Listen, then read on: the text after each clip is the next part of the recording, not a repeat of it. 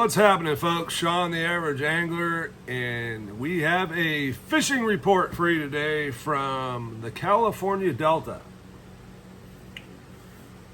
First, let me touch on a few things that I noticed when I was out there, and I don't fish the Delta a whole lot. It is the closest tournament waters near me, but because of a lot of things that have gone out there over the past few years, I just don't fish there as much. A big part of that's the road work causes all kinds of traffic issues. And anyway, enough of that. It's just excuses. The water's there. There's fish in the water, and it is the closest to home. That said, I saw some really promising things while I was there, and I can confirm some things about what's going on. So, first off, what did I see? Good water quality. Grass, I'm sure there's some good grass around. A lot of the stuff I saw was the hydrilla with the green snot all over it. Aside from that, I saw a ton of fish. In the,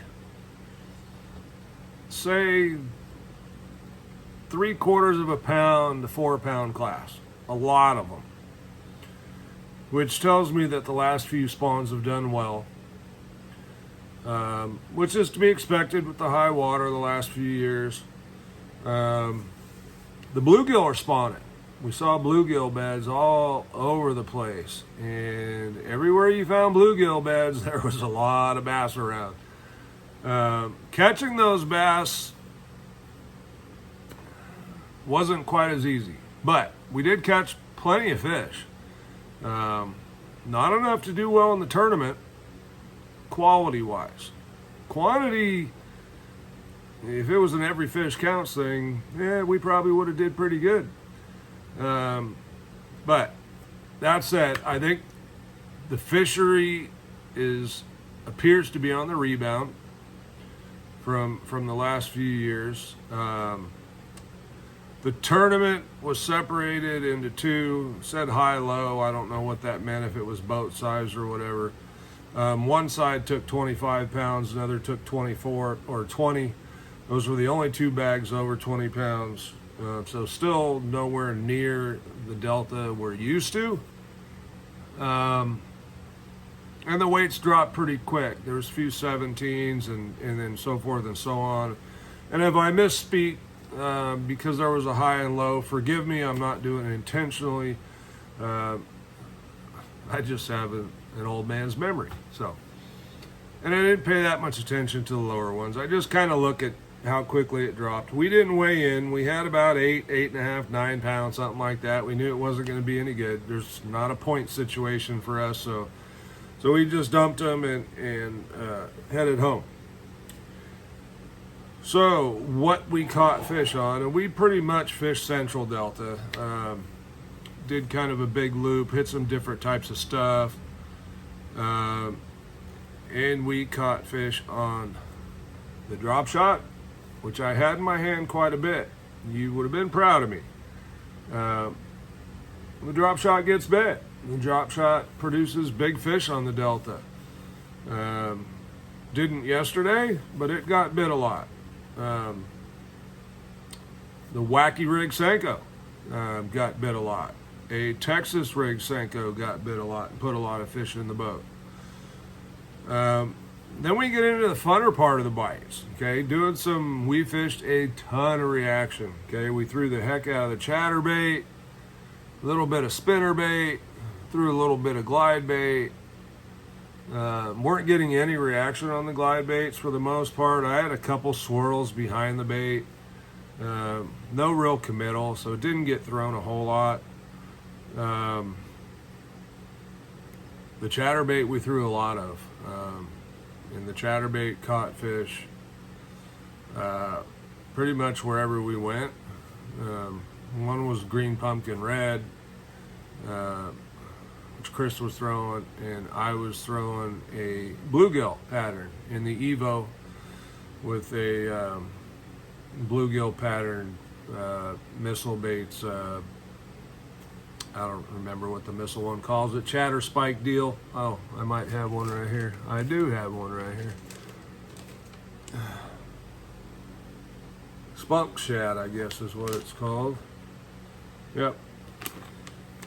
This isn't the exact one I was throwing. This is Goby Bite. Goby Bite. I was throwing something a little greener than that, or chartreuse. Anyway, I don't think it really mattered. Craw pattern, bluegill pattern, they were eating them both. Frogs, we caught some frogfish.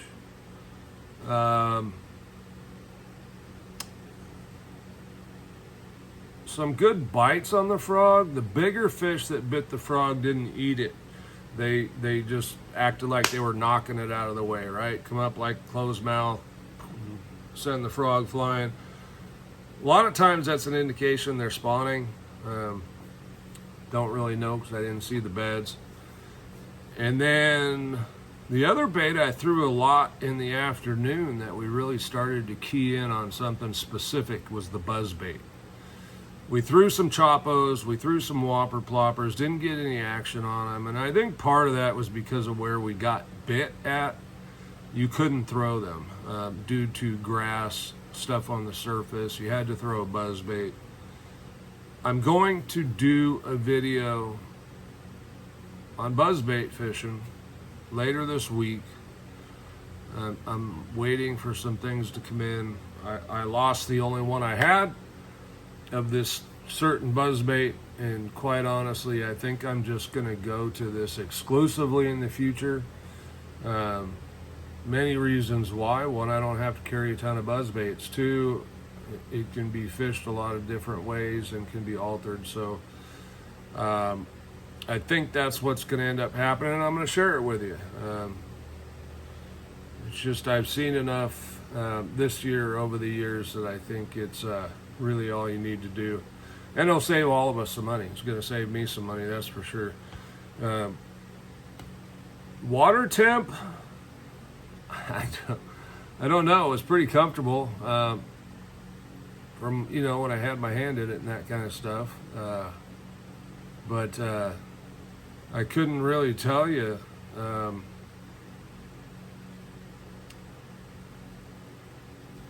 It was pretty warm, 60s, high 60s, low 70s maybe. Water clarity, pretty clear in some areas, 3-4 foot. Not as much in some other areas, a little stained, but still a couple feet of clarity in the areas we were. The Delta can be all over the place depending on where you go. We had an outgoing tide, I believe, most of the day. So in the morning it was outgoing most of the day. We weighed in at 245, so it was coming back in. We caught fish all day. It wasn't tide related for us, but we didn't catch any real quality fish. We had some quality bites right around shortly after the turn of the incoming tide. I had a really good one eat my buzzbait, set the hook, and the braid snapped about 3 feet off the tip of the rod. No idea what happened there. Obviously the braid got nicked at some point somewhere along the way on something. I don't really know what. I caught fish on that buzzbait prior to that happening yesterday, and had no problem getting them in the boat. They weren't as big as that one, but I didn't even get to fight it. I mean, it came up, hit the buzzbait, I set the hook, saw the body turn when I set the hook, rod loaded, and the line gave.